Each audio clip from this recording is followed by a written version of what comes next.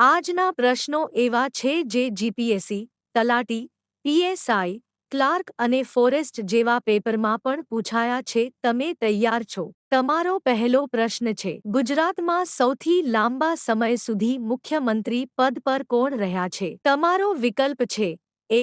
વિજય રૂપાણી, બી. Anandiben Patel, C. Narendra Modi, D. Chimanbhai Patel.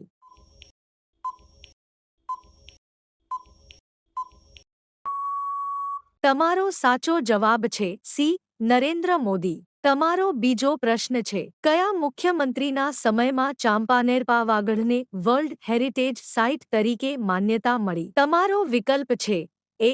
Chimanbhai Patel, બી. Narendra Modi, C. Shankarsinh Vaghela, D. Keshubhai Patel.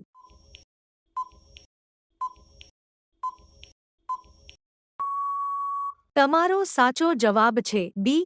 Narendra Modi. તમારો ત્રીજો પ્રશ્ન છે: ગુજરાતના પ્રથમ અનુસૂચિત જનજાતિ આદિવાસી મુખ્યમંત્રી કોણ હતા? તમારો વિકલ્પ છે: એ.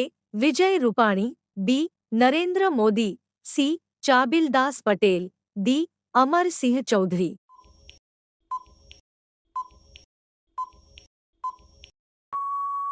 તમારો સાચો જવાબ છે ડી. અમરસિંહ ચૌધરી. તમારો ચોથો પ્રશ્ન છે: ગુજરાતમાં લોકદરબાર ભરવાની શરૂઆત કયા મુખ્યમંત્રીના સમયમાં થઈ? તમારો વિકલ્પ છે: એ. અમરસિંહ ચૌધરી, બી. વિજય રૂપાણી, સી. ચિમનભાઈ પટેલ, ડી. નરેન્દ્ર મોદી.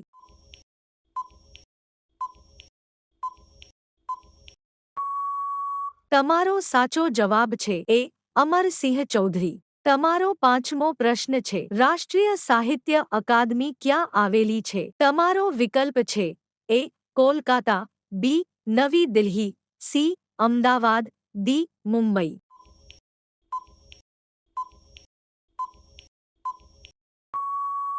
તમારો સાચો જવાબ છે બી. નવી દિલ્હી. તમારો છઠ્ઠો પ્રશ્ન છે: સાહિત્યનો સર્વોચ્ચ પુરસ્કાર કયો છે? તમારો વિકલ્પ છે: એ. ભૂષણ પુરસ્કાર, બી.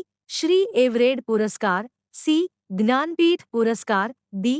સાહિત્ય અકાદમી પુરસ્કાર.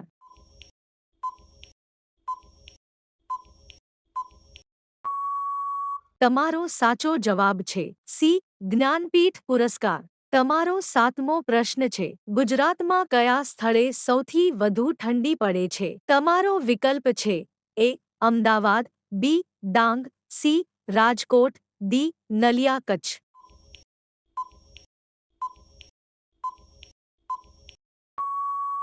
તમારો સાચો જવાબ છે ડી. નલિયા કચ્છ. તમારો આઠમો પ્રશ્ન છે: ગુજરાતમાં સૌથી વધુ ગરમી કયા સ્થળે પડે છે? તમારો વિકલ્પ છે: એ. ડીસા, બી. જામનગર, સી. વડોદરા, ડી. ડાંગ.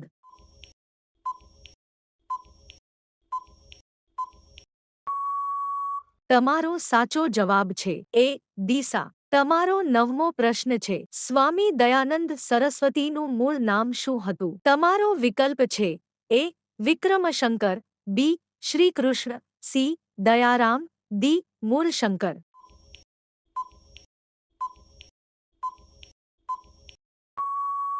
તમારો સાચો જવાબ છે ડી. મૂળશંકર. તમારો 10મો પ્રશ્ન છે: દાંડી યાત્રા કેટલા દિવસ ચાલી હતી? તમારો વિકલ્પ છે: એ. 12 દિવસ, બી. 18 દિવસ, સી. 24 દિવસ, ડી. 30 દિવસ.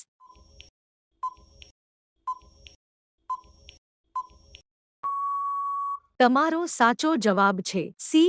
24 દિવસ.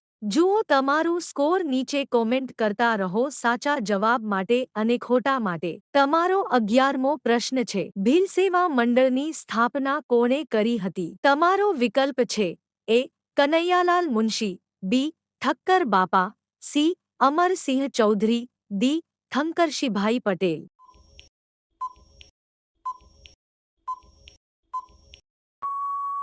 તમારો સાચો જવાબ છે બી. ઠક્કર બાપા. તમારો 12મો પ્રશ્ન છે: મીરાબાઈને કૃષ્ણ ભક્તિનો મહિમા કોણે સમજાવ્યો હતો? તમારો વિકલ્પ છે: એ. ચૈતન્ય મહાપ્રભુ, બી. દાદારાવ દુદા, સી. સંત રૈદાસજી, ડી. તુલસીદાસ.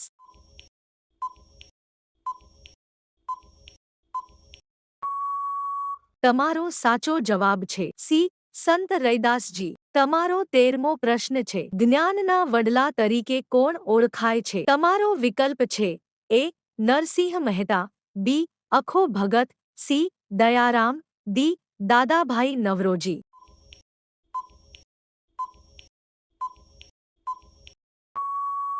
તમારો સાચો જવાબ છે બી. અખો ભગત. તમારો 14મો પ્રશ્ન છે અખો ભગતનો જન્મ ક્યાં થયો હતો? તમારો વિકલ્પ છે એ.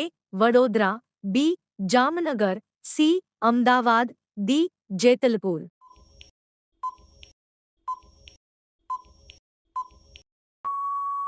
તમારો સાચો જવાબ છે ડી. જેતલપુર. તમારો 15મો પ્રશ્ન છે મહાકવિ પ્રેમાનંદનો જન્મ કયા શહેરમાં થયો હતો? તમારો વિકલ્પ છે એ. રાજકોટ, બી. વડોદરા, સી. અમદાવાદ, ડી. સુરત.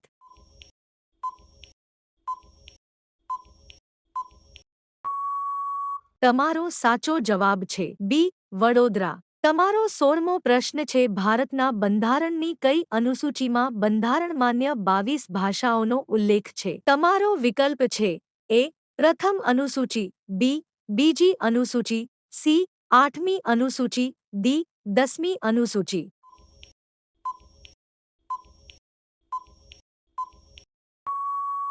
તમારો સાચો જવાબ છે સી. 8મી અનુસૂચિ. તમારો 17મો પ્રશ્ન છે ભારતના બંધારણના કયા ભાગમાં કટોકટીની જોગવાઈઓ વિશે ઉલ્લેખ કરવામાં આવ્યો છે? તમારો વિકલ્પ છે એ. ભાગ 16, બી. ભાગ 18, સી. ભાગ 20, ડી. ભાગ 21.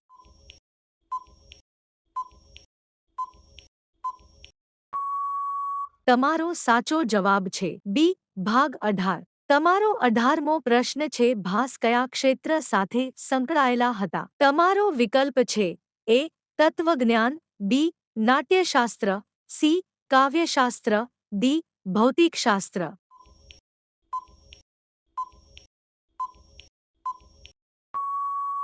તમારો સાચો જવાબ છે બી. નાટ્યશાસ્ત્ર. તમારો 19મો પ્રશ્ન છે પંચતંત્રની રચના કોણે કરી? તમારો વિકલ્પ છે એ.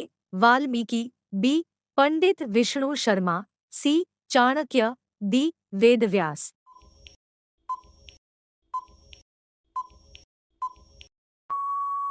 તમારો સાચો જવાબ છે બી. પંડિત વિષ્ણુ શર્મા. તમારો 20મો પ્રશ્ન છે સમ્રાટ અશોક કયા ધર્મને પાળતા હતા? તમારો વિકલ્પ છે એ. બૌદ્ધ ધર્મ, બી. હિન્દુ ધર્મ, સી. જૈન ધર્મ, ડી. ઇસ્લામ ધર્મ.